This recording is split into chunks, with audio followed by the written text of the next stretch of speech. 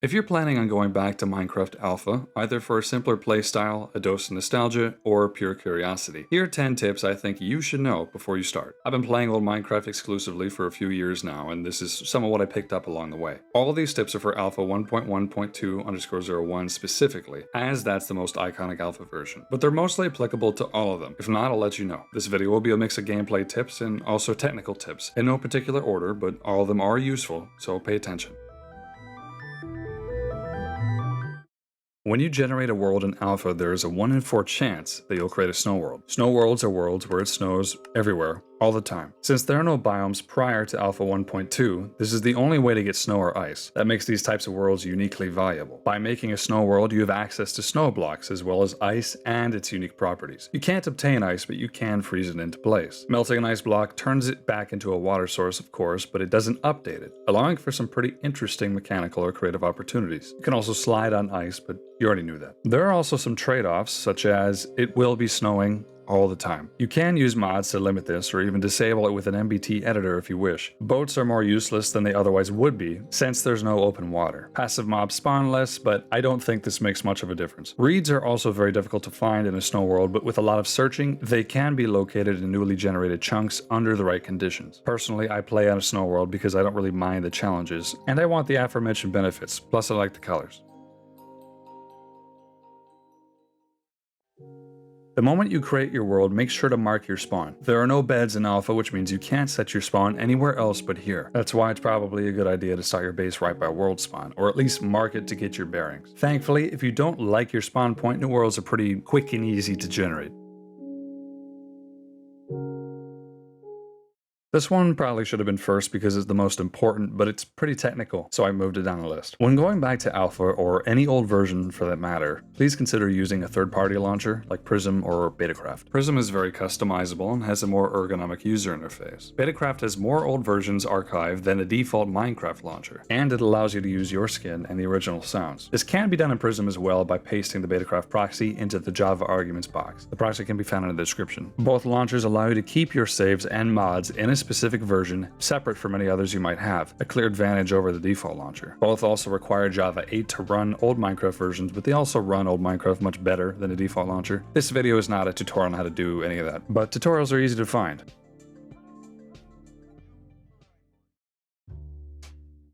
As it's pretty old, Alpha can be lacking in features. I'm sure you know this, but you'll likely still be surprised by the things you can't do as you come across them. That's why I'm going to tell you that there's no harm in installing a few mods. Personally, I use a mod that allows me to craft wool from string, a mod that lets me smelt logs into charcoal, and a mod that lets me take screenshots, all things you can't normally do in Alpha. I've got a few more, including one that increases the world height another 128 blocks, or another that decreases snow particles. There are tons of mods out there for Alpha. Old Minecraft forum threads will have a lot of helpful ones, and Modification Station has tons of creative mods. I recommend Alpha Advanced or Alpha ENV. You can also download the mods I use for my Discord server, which is linked in the description.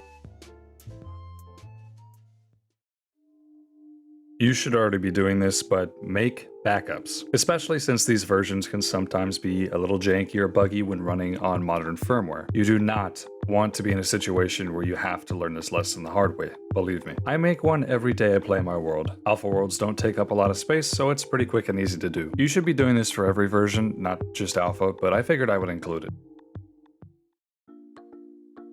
Download and get familiar with an MBT editor. These can be very helpful tools as they allow you to easily modify your level DAT file, which stores information like the contents of your inventory, your current location, the world spawn, if your world is in winter mode or not, the time, and a lot of other things. It's also the only way to find your world seed. There is no create world menu, just a single button that generates a new world, so you can't pick or see your seed within the game. I've used MBT editors to change my world seed so I can generate monoliths on my main world. This also creates sharp boundaries everywhere between the chunks generated on the old seed and the chunks generated on the new seed, so be mindful if you want to try this. You can also find monoliths easily with the use of the Monolith Finder tool, which I'll link in the description. MBT editors can be used in creating a world with a specific seed from scratch. If you want a seed you really like, just create a new world, then save and exit, then open its level DAT file in the MBT editor, change the seed to the one that you want, save, and close it. Next, open the save file and delete every single region file. Make sure to leave level dat _old controlled, and session lock. Now open the world. You're now in a new seed. NBT editors are extremely useful to use, and I personally use NBT Explorer, which I'll link in the description. Make sure that when you're using it, your world isn't open, and you close the editor when you're done before opening your world.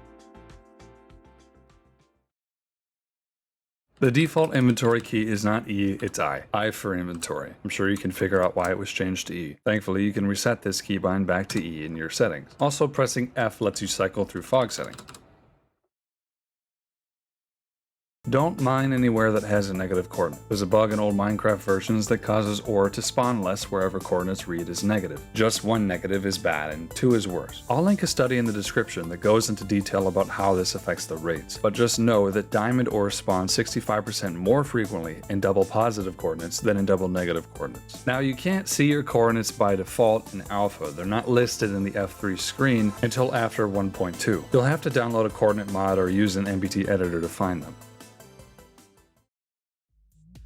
Crafting tables, furnaces, cobble and wooden stairs, redstone ore, fences, bricks, doors, rails, bookshelves, jukeboxes, and chests all break slower than they're supposed to when mined with the appropriate tool. Breaking stairs just drops a normal block corresponding to its type. Wooden pressure plates must be mined with a pickaxe. And using a sword will mine all blocks slightly faster than with your fist. If you watch any alpha gameplay videos, you might see crafting tables being mined with a sword for this reason. All these blocks still need to be mined with the proper tools in order to be obtained. Also, stairs are just generally glitchy, but they're so glitchy that I can't go over it all in this one video.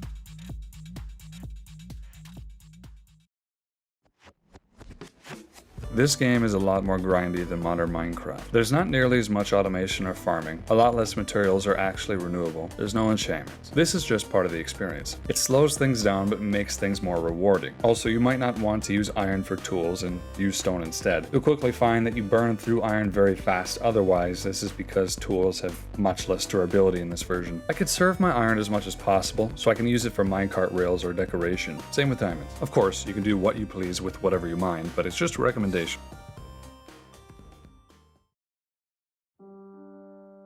This is one people ask me about a lot. Building an old Minecraft requires a different philosophy. In modern Minecraft, it's easy to get so hung up on the details that you overcomplicate the process and lose your motivation. Building on alpha is like going on a diet. There's less choices and, in my opinion, less to stress about. If you do get builder's block in your alpha world, my advice would be to let go of how you want your build to look and instead focus more on what its purpose is. What do you want your build to do? I want a big room with a loft inside, is an example. I want a basement with a spiral staircase in the center. I want an unnecessarily long hallway. It can even be as simple as, this house needs another room. Once you realize what you want, build that thing. Don't worry about making it look amazing. Everything looks good in Alpha's old lighting engine.